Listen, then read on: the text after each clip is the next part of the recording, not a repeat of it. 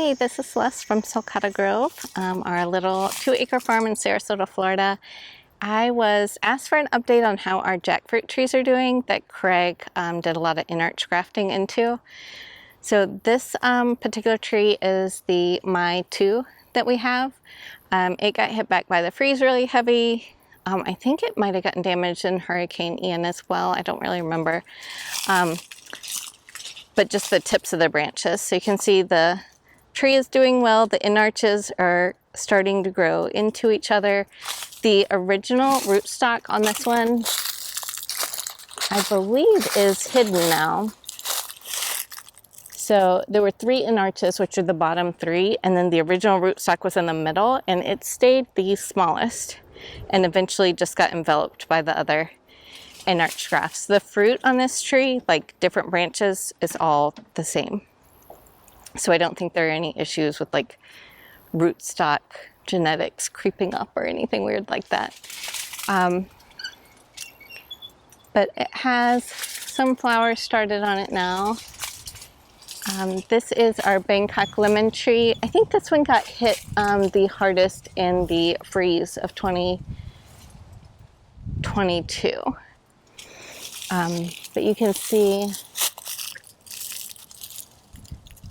these are the different rootstocks. It's got some male and female flowers down here, which are most likely coming off of one of the rootstocks. So any like lower parts of the tree could be that seedling variety rootstock that we put on, and then any fruits that will come higher on the tree are going to be Bangkok lemon. This is I forget what this one is called. Butter Crunch, I think. This one. So this is the original tree is down at Fruitscapes on Pine Island. So hopefully we are going to get some fruit on these trees. I do think that the InArch grafting really helped with stability in the hurricane. Like maybe jackfruit trees are great anyway just because they're large taproot. But we didn't have any issues with any of the jackfruit trees like falling over or getting pushed over at all.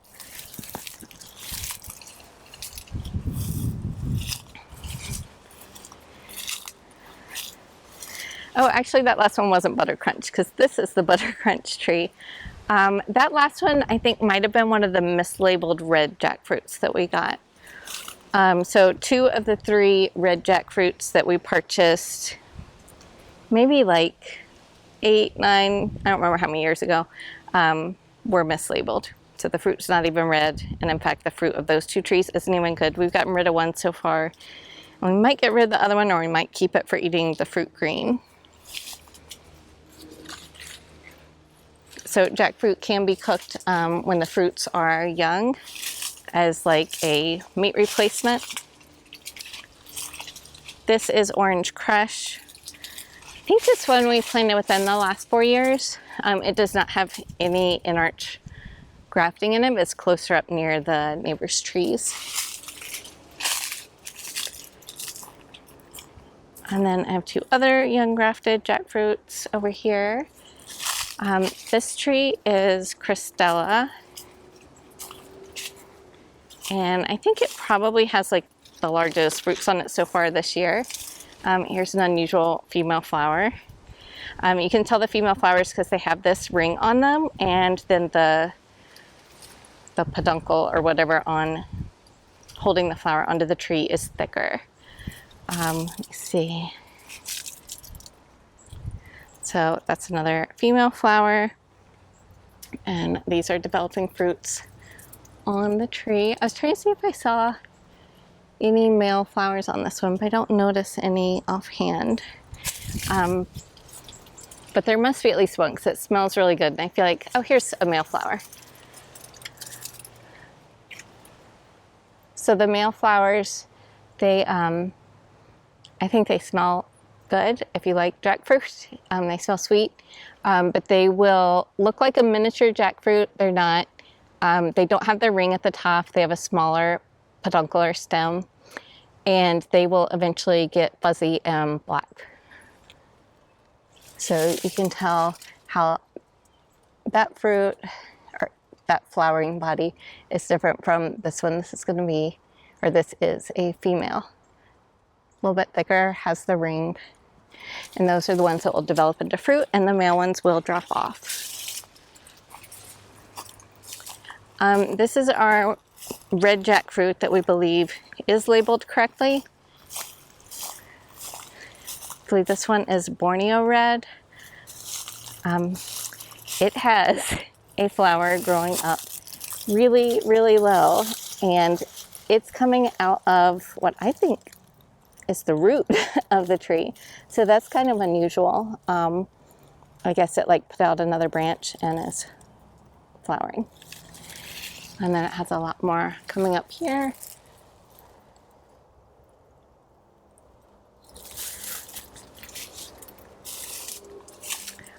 And then in the back we have a seedling of golden pillow.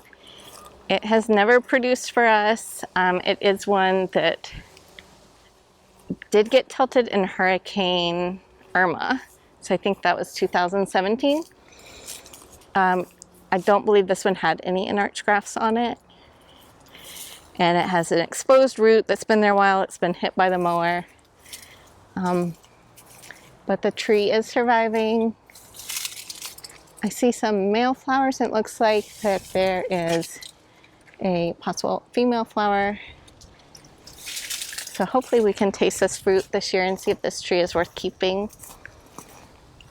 And then we have an experimental area up front with 5 trees, 2 seedling jackfruit trees, and then 1 other tree which I believe is a china that's grafted. And some of those are InArched and some are not.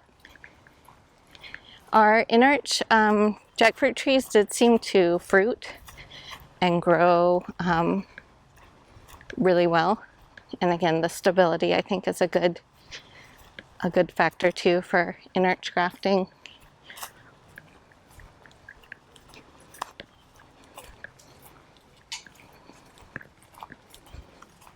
But these jackfruits are all in a line.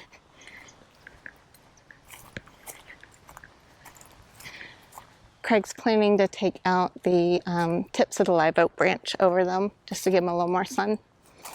So we have named these temporarily SG1 through SG4, just so we can remember what they are. The SG1, people have told us it tastes a little bit like cake batter, which I think is a good thing. So that's probably the best tasting ripe fruit out of our experimental jackfruits. So we'll probably end up naming that one. I'm not sure what. If you have any ideas, let us know. So this is the SG2. It also has female flowers on it.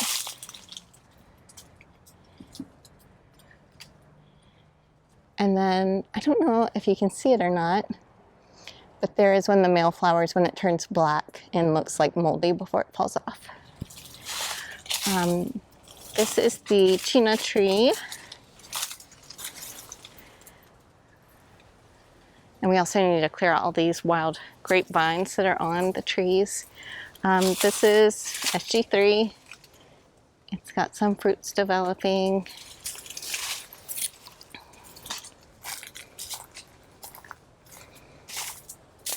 And then this one is SG4. So we've tasted them all. SG1 is definitely my favorite of the group because I like sweet fruits. But those are our jackfruit trees. The InArch grafting went great.